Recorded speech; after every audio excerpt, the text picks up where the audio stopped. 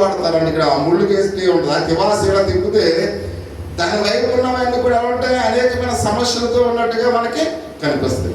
కానీ ఆ తివాసి, ఆ సోఫా సెట్ చూడగానే బయటికి మనకు ఎలా కనపడుతుంది, చాలా అందంగా కనపడదు. అంటే మనిషి యొక్క జీవితం కూడా ఒకవైపు చూస్తే ఎలా ఉంటుంది, చాలా అందమైనదిగా ఉంటుంది. కానీ రెండవ వైపు చూస్తే ఎన్నో బాధలు, ఎన్నో సమస్యలు, ఎన్నో ఇరుకుల మధ్య ప్రతి మానవుడు కూడా ఉంటాడు అనే విషయాన్ని మనం చూస్తున్న ప్రియమైన వాళ్ళరా. ఎందుకంటే తివాసి తిరగేస్తే అది అంతా కూడా దారాలు చాలా అసహ్యంగా కనబడుతుంది. దానికి ఆ కోటింగ్, మీరు ఎప్పుడైనా సోఫా సెట్ చూస్తారు కదా, మీరు తెలుసు కదా, ఆ సోఫా సెట్ తిరగేస్తే దానికి ఒక ఏం చేస్తాడు, దానికి కవర్ చేయడానికి ఒక క్లాత్ పెడతాడు.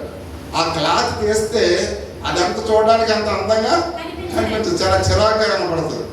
ఆ కనిపించకుండా దాన్ని ఏం చేస్తున్నాడు, ఒక క్లాత్ తో కవర్ చేస్తున్నాడు. అలాగే మనిషి జీవితం కూడా అలాగనే ఉంటుంది. చూడడానికి మనం ఎంతో సంతోషంగా ఉంటాం, కానీ మనకున్న బాధలు ఎన్ని ఉంటాయో అవి మనకి తెలిసి ప్రియమైన వాళ్ళు. చూడడానికి ఏంటంటే ఒక పాస్టర్ గారుగా తెలసొక్క ఇస్త్రీ, డబ్బులున్నా లేకపోయినా ఇస్త్రీ చేయించుకుని, డబ్బులున్నా లేకపోయినా ఫ్యామిలీ ఇస్త్రీ చేయించుకుని కాబట్టి ఎంతో అందంగా కనపడతాం. కానీ ఆ శరీరంలో, అంటే మనలో ఉన్న దాగి ఉన్న ఆ బాధలు, కష్టాలు పైకి కనపడవు ప్రియమైన వాళ్ళు. అంటే మానవుని యొక్క జీవితం కూడా తివాసిలాగానే ఉంటుంది. చూడడానికి చాలా అందంగా ఉంటుంది, కానీ తిరిగి దాని వెనక వైపు చూస్తే అది ఎంత అసహ్యంగా ఉంటుందో. మనిషి జీవితం కూడా అన్ని బాధలు, అన్ని కష్టాలు కూడా ఉంటాయి ప్రియమైన వాళ్ళు.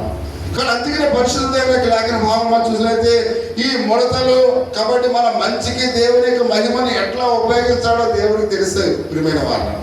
అంటే ఇటువంటి ముడతలు ఉన్నప్పుడు కూడా, మన శరీరంలో, మన హృదయంలో ఇన్ని బాధలు ఉన్నప్పుడు కూడా అవి దేవుడు ఏం చేస్తున్నాడంట, మంచిగా మలుస్తాడు ప్రియమైన వాళ్ళు. అంటే మనకున్న సమస్యలు ఆయన మంచిగా మలుస్తాడు. మనమైతే మలుసుకోలేదు, ఆ బాధల నుండి మనమైతే బయటకు రాలేదు. కానీ దేవుడు మనలో ఉన్న ఈ బాధలు, ఈ కష్టాలన్నీ కూడా దేవుడు ఏం చేస్తాడు, మంచిగా మలుస్తాడు ప్రియమైన వాళ్ళు. ఎందుకంటే దేవుడే అవి చేయడానికి సామర్థ్యాన్ని కలిగిన వాడే ఉన్నాడు అనే విషయాన్ని పరిశుద్ధ గ్రంథంలో అయితే మనం చూస్తూ ఉన్నాం. కాబట్టి మన సమస్యను ఆయన చూస్తూ ఉన్నాడు. కానీ ఆ అపజయాల సమస్యలు మనం ఎప్పుడైతే ఆ పనికి మనం ఎలా బలపరుస్తాడో ఆయనకి తెలిసి ప్రియమైన వాళ్ళని. ఎన్ని అపజయాలు మనం ఉంటామో, ఎన్ని కష్టాలు ఉంటాయో, ఇవన్నీ కూడా వాటిలో అపజయంలోంచి దేవుడు మనకి ఏమిస్తాడు, విజయాన్ని ఇస్తాడు. చూడండి, మన క్రికెట్లో అంతకుముందు 2-3 ఆ టీముల్లో ఆడలేదు ప్రియమైన వాళ్ళు. ఆ అమ్మాయిని ఏం చేస్తాడు, కూర్చోబెట్టాడు. కానీ ఇంపార్టెంట్ మ్యాచ్లో ఆమె బయటకు వచ్చి అది ఎంతో చక్కగా ఆడి. అంటే మనకున్న సమస్యలు కూడా దేవుడు ఏం చేస్తాడు, అవి విజయంగా మారుస్తాడు. మనకున్న ఇబ్బందులు, మనకున్న కష్టాలన్నీ కూడా అవి ఎప్పుడైతే మనం ఆ బాధను అనుభవిస్తామో దేవుడు అవన్నీ కూడా ఏం చేస్తాడంట, కీడును కూడా మంచిగా ఆయన మార్చడానికి ఇష్టపడుతున్నట్లుగా మనం చూస్తూ ఉన్నాం. కాబట్టి దేవుడి మాటలు మనం సేవకున్నట్లయితే ఈ విషయాలన్నీ కూడా ఆయన తెలిసి ప్రియమైన వారు. ఎప్పుడైతే నువ్వు వేదంలో ఉన్నావో, ఎప్పుడైతే కష్టంలో ఉన్నావో, దేవుని మాట నువ్వు విన్నట్లయితే నీ కష్టములన్నీ కూడా ఏం చేస్తాడు, మారుస్తాడు. ఆయనకు మాత్రమే సామర్థ్యం ఉంది, ఆయనకు మాత్రమే శక్తి ఉంది. కాబట్టి మనం దేవుని మాటలు ఏం చేయాలి, ఎడచెవులు పెట్టకుండా మనం వినవలసిన వారి మట్టిగా మనం చూస్తూ ఉన్నాం. కాబట్టి ఏలియా తప్ప ఆయన్ని చూపడానికి మరొక విషయాన్ని మనం చూసినట్లయితే ఆయన మనం చూస్తూ ఉన్నాం. ఎందుకంటే ఇక్కడ ఆయన మాట్లాడుతూ ఉన్నాడు. చివరి యొక్క వచనాన్ని మనం చూసుకుని ప్రార్థన చేసుకుందాం. అతడు ఒంటరిగా లేడని ఏలియాకు దేవుడు చెబుతూ ఆయన అంటున్నాడు, ఎందుకంటే సైన్యములకు అధిపతి అయిన దేవుడు యెహోవా కొరకు మహారోషము గలవాడే, నేను ఒక్కడిని మాత్రమే మిగిలి ఉండగా వారు నా ప్రాణమును తీసివేయడానికి చూచుచున్నారని ఏలియా చెప్పగా దేవుడు అతను అన్నాడు, ఇశ్రాయేలు వారిలో బయలులకు ఆ మోకాలు ఆ నోటితో వారిని ముద్దు పెట్టుకొని 7,000 మంది నాకు ఇంకనూ మిగిలి ఉన్నారని చెప్పినట్లుగా మనం చూస్తున్నాం. అంటే ఇక్కడ ప్రియా సహోదరి, ఆయన కొరకు విశ్వాసులు ఇంకా కూడా ఉన్నారంట, మిగిలి ఉన్నారు. ఎంతమంది ఉన్నారంట, 7,000 మంది ఉన్నారు. కాబట్టి ఇక్కడ ఏమన్నాడు ఏలియా, నేను ఒక్కడే మిగిలాను.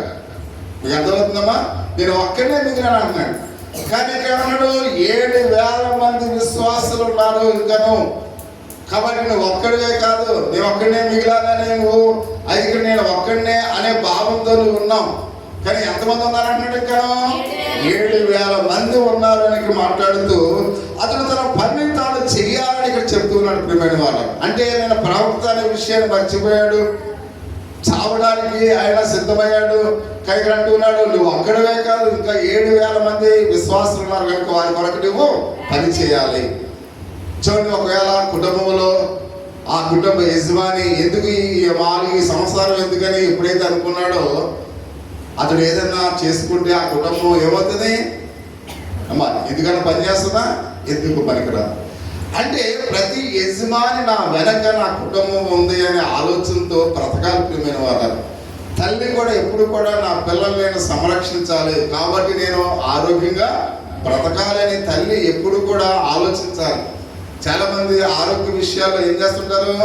నిర్లక్ష్య వైఖరిని చూపిస్తుంటారు. ఎందుకంటే తల్లి లేకపోతే ఆ కుటుంబం చిన్న భిన్నమైపోతుంది. ప్రియమైన వాడు, అంటే కుటుంబానికి పిల్లలకి ఎవరు అవసరం? తల్లి అవసరం. తండ్రి కేవలం వస్తాడు, డబ్బులు ఇస్తాడు, ఆ కుటుంబ ప్రయోజనాల కొరకు చూస్తాడు. కానీ ఆ సమస్తాన్ని కూడా చూసేది ఎవరు? తల్లి. అందుకనే తల్లి అవసరం కుటుంబానికి ఎంతో ఉంది. అందుకనే తల్లి ఎలా ఉండాలి? ఆరోగ్యంగా ఉండాలి. ఆరోగ్యంగా ఉంటే నీ పిల్లల్ని ఇంకా కొన్ని సంవత్సరాలు నువ్వు చూడగలవు. నీ పిల్లల్ని వేరే ఎవరైనా చూస్తారా? ఎవరు చూడరు.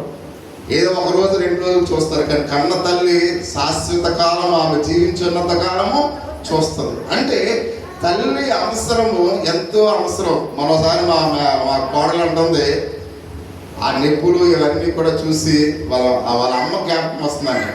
మా అమ్మ ఇప్పుడు నాకు గుర్తు వస్తుందండి అని మామూలుగా అన్నపూర్ణతో నాతో చెప్తుంది. అంటే తల్లి విలువేంటో నాకు తెలుస్తుంది.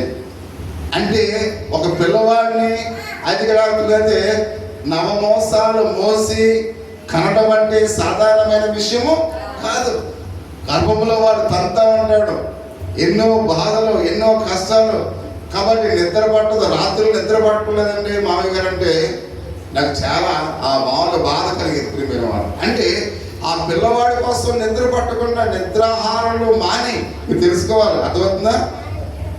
మీరు ఎలా ఉన్నారంటే మీ తల్లి 9 మాసాలు మిమ్మల్ని మోసింది. ప్రియమైన వాడు, కాబట్టి 9 మాసాలు ఇంచుమించు ఒక 4 నెలలు మీకోసం నిద్రపోలేదు. అర్థమవుతుందా? శాంతి ఇవాళ అర్థమవుతుందా? అర్థమవుతుందా? మీకోసం మీ తల్లి నిద్రపోలేదు. ఒకరోజు నిద్రపోకుండా ఉంటేనే మీకు స్కూల్ మానేస్తారు. కానీ 3 నెలలు నిద్రపోకుండా మీ తల్లి మీకోసం ఎంతగానో అల్లాడిపోయింది. ప్రియమైన వారు, అందుకనే తల్లి చాలా విలువైనది. అందుకనే తల్లిని జాగ్రత్తగా చూడాలి. అందుకనే నాకు మా అమ్మ అంటే చాలా ఇష్టం. మా నాన్నకన్నా మా అమ్మ అంటే నాకు చాలా ఇష్టం. ఎందుకని? తల్లి విలువ అంటే తల్లి ఎంతో అల్లారముద్దుగా మనల్ని చూసింది. ప్రియమైన వారు, ఈ రోజుల్లో తల్లి చూసినట్టు ఎవరైనా చూస్తారా? ఎవరు చూడరు. కాబట్టి అందుకనే తల్లికి విలువ ఇవ్వండి, తల్లిని జాగ్రత్తగా చూడండి, తల్లికి మీరు పని చేయాలి. చూడండి, మనం అంటే డైవర్ట్ అయిపోతుంది, వేరే సబ్జెక్ట్లోకి వెళ్ళిపోతున్నాం. కానీ రెబెకా చూస్తే రెబెకా మిక్కిలి చక్కనిది అని మనం చూస్తూ ఉన్నాం. ఆమె కన్యక కాబట్టి తల్లికి ఎంతో సహకారాన్ని అందించేది. కాబట్టి ఆడపిల్లలో మీరు ఏం చేయాలంటే మీ తల్లికి చిన్న పని కూడా చేయకుండా మీరు చూసుకోవాలి. అర్థమవుతుందా? చిన్న పని కూడా మీ అమ్మకు మీరు చెప్పకూడదు, హెల్ప్ చేయాలి, సహాయపడాలి, సహకారిగా ఉండాలి. అర్థమవుతుందా? కాబట్టి అలాగనే ఇక్కడ మనం గమనించినట్లయితే దేవుని యొక్క విశ్వాసంలో కూడా మనం చూస్తూ ఉన్నాం. కాబట్టి దేవుని యొక్క విశ్వాసంలో కూడా మనము కూడా యోగ్యమైన జీవితాన్ని మనం జీవించడానికి ఇష్టపడవాలి అని ఇక్కడ మనం చూస్తూ ఉన్నాం. కానీ అందుకనే నేను ఒక్కడిని అనే ఆలోచన చేస్తూ ఉన్నాడు. కాబట్టి నా పనిని ఏమాత్రం కూడా లేదని ఆలోచన చేస్తూ ఉన్నాడు. కానీ అంటున్నాడు 7,000 మంది విశ్వాసులు ఉన్నారు అని ఆయన మాట్లాడుతూ ఉన్నట్టుగా మనం చూస్తూ ఉన్నాం. కాబట్టి తన పని తాను చేయాలని అతనికి మళ్ళీ ఏం చేస్తున్నాడు? జ్ఞాపకం చేస్తూ ఉన్నాడు. కాబట్టి మొదటగా తనకు తాను కేటాయించిన పనికి తిరిగి వెళ్ళాలని చెప్తూ ఉన్నాడు. మనం కూడా ఒక నిరాశతో నిస్పృహతో మనం ఉన్నప్పుడు మన పని మనం ఏం చేస్తుంటాం? మర్చిపోతుంటాం. కాబట్టి మనం పని మనం చేయాలి, ఆ పని సాధకంగా మనం చేయాలి. అందుకని ఏలియాకు జ్ఞాపకం చేసి మనం తిరిగి ఎక్కడికి పంపాలనుకున్నాడు?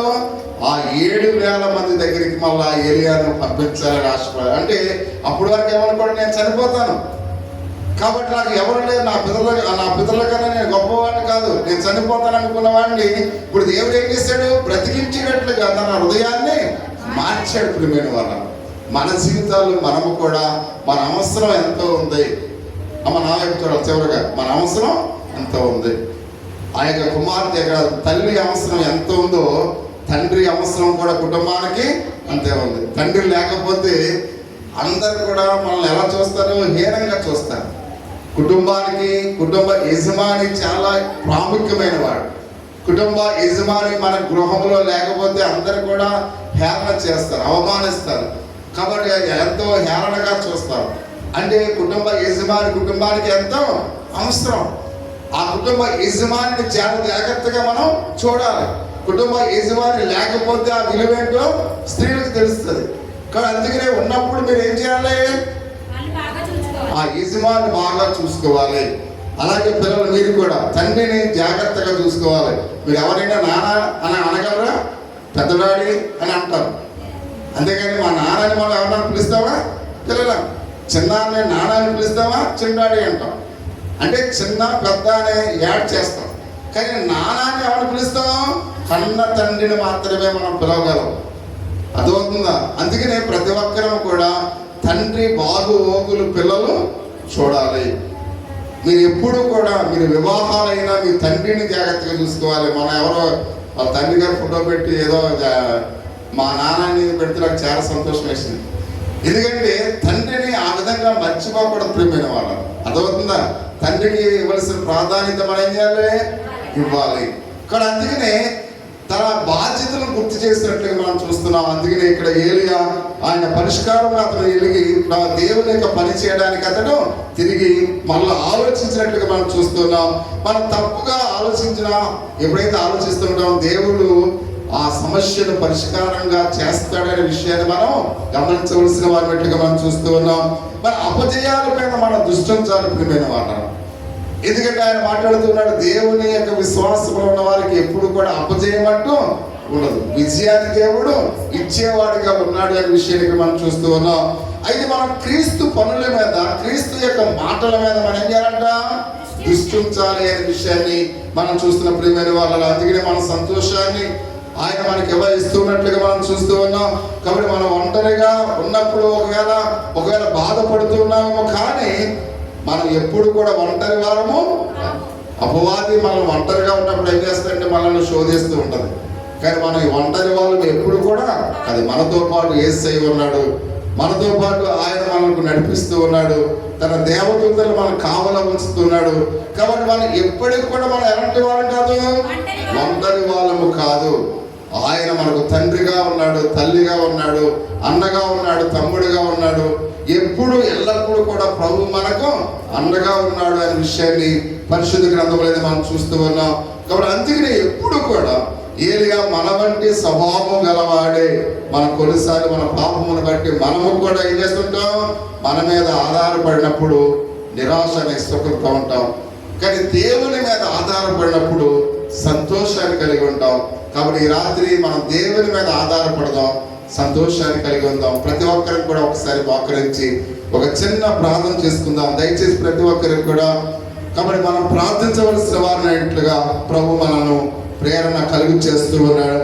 మనం ఒకరినొకరు దేవునికి విశ్వాసములో ప్రోత్సహించుకుందాం, ప్రార్థన చేద్దాం. ఆయన వాక్యాన్ని ఒకసారి మనం జ్ఞాపకం చేసుకుందాం. ప్రియ సహోదరి సహోదరుడా, ఒకవేళ నిరాశలో మనం ఉన్నామేమో, ఇది ఒక అద్భుతమైన రాత్రి దేవునికి ఇస్తూ ఉన్నాడు. ఆయన ఇది ఒక మంచి పరిష్కారాన్ని నీకు ఇవ్వబోతున్నట్లుగా మనం చూస్తూ ఉన్నాం. నిజంగా ఇది మనల్ని సంతోషంతో ఆయన నింపడానికి ఇష్టపడుతూ ఉన్నాడు. ఏలియా ప్రియ సహోదరి సోదరా, అవును, ఏలియా మన వంటి స్వభావం గలవాడే. మనం కూడా కొన్నిసార్లు మన పాపాన్ని బట్టి మనపై మనం ఆధారపడినప్పుడు నిరాశతో మనం ఉంటాం. అప్పుడు దేవుడు ఆయన వాక్యం చేత మన నిరాశను ఆయన పరిష్కరించడానికి ఇష్టపడుతూ ఉన్నాడు. దేవుని యొక్క మాటలు ఒకసారి మనం ఆలకిద్దాం. ప్రియ సహోదరి సోదరుడా, దేవుడే మనకు సహాయం చేయడానికి ఇష్టపడుతూ ఉన్నాడు. అలాగే ఆయన మన పని చేయడానికి, ఆయన మనకు సహాయం చేయడానికి ఇష్టపడుతూ ఉన్నాడు. ఈ రాత్రికాల సమయంలో ఒకవేళ తివాసి వలె మనం ఉన్నామేమో,